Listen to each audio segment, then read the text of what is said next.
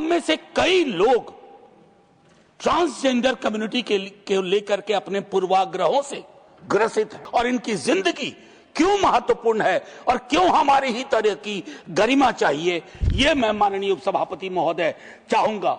ये सरकार legislative majority को तो मानती है, बिल्स लाती है, मॉरल मेजॉरिटी को लेकर के इनकी सोच, पता नहीं आपको क्या गुरेज है, क्या परेशानी है राइट बेस्ड अप्रोच से। हर कानून में देखता हूं कि अधिकार सम्मत भावनाओं को आप खत्म करने की चेष्टा करते हैं। मैं जानता हूं वक्त साथ नहीं दे रहा है, फिर भी इसी वक्त में अपनी बात रखूंगा। मैं पहले भी सदन में कह चुका हूं माननीय उपसभापति महोदय कि there is a fundamental difference between legislative majority and moral majority. ये सरकार लेजिस्लेटिव मेजॉरिटी को तो मानती है, बिल्स लाती है, मॉरल मेजॉरिटी को लेकर के इनकी सोच मैंने कई सारे बिल्स में देखे हैं। मैं माननीय ईएम साहब को मुस्कुराता देख रहा हूं, विपरीत परिस्थिति में भी उनकी मुस्कुराहट आकर्षक है। माननीय उपसभापति महोदय, हमने कॉलेज के दिनों में पढ़ा, आपने भी पढ़ा होगा, जॉर्ज ऑरवेल, माइकल फुको।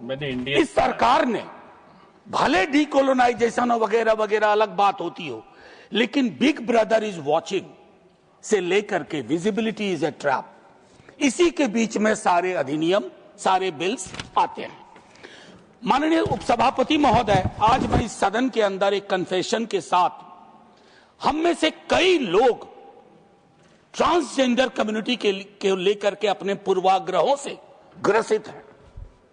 पूर्वाग्रह सबटेरेनियन लेवल पे है और हम सब जब तक अपनी वोकैबुलरी ऑफ प्रेजुडिसेस को खत्म नहीं करेंगे, डील नहीं करेंगे, हम कभी ईमानदार विश्लेषण नहीं कर पाएंगे और इनकी जिंदगी क्यों महत्वपूर्ण है और क्यों हमारी ही तरह की गरिमा चाहिए, ये मैं माननीय उपसभापति महोदय चाहूंगा।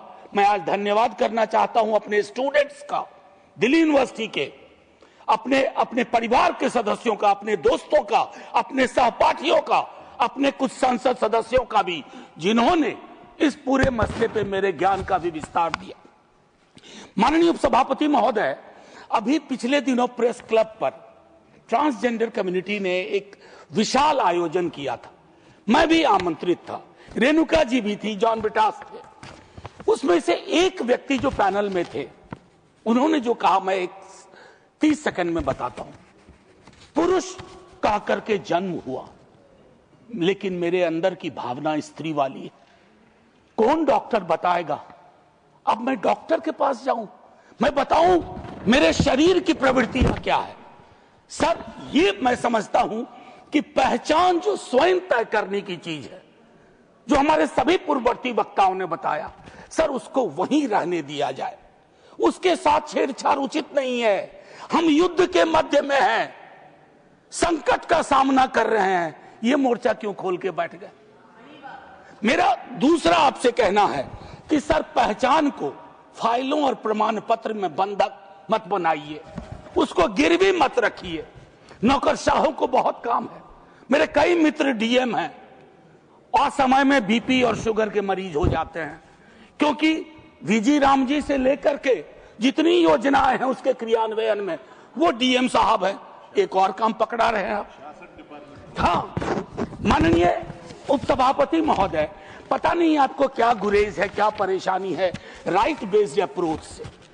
हर कानून में देखता हूं कि अधिकार सम्मत भावनाओं को आप खत्म करने की चेष्टा करते हैं। पारिवारिक, एक तो मैं कहूंगा कि बहुत ही जो एक मेजॉरिटेरियन नजरिए से बिल बनाया गया है, एकांगी दृष्टिकोण है। हम एक पारिवारिक पृष्ठभूमि भी इसमें देखते हैं। मेरा मानना है कि कई जगह परिवार में ही अस्वीकृति और हिंसा की भी गुंजाइश रहती है बड़े पैमाने पर।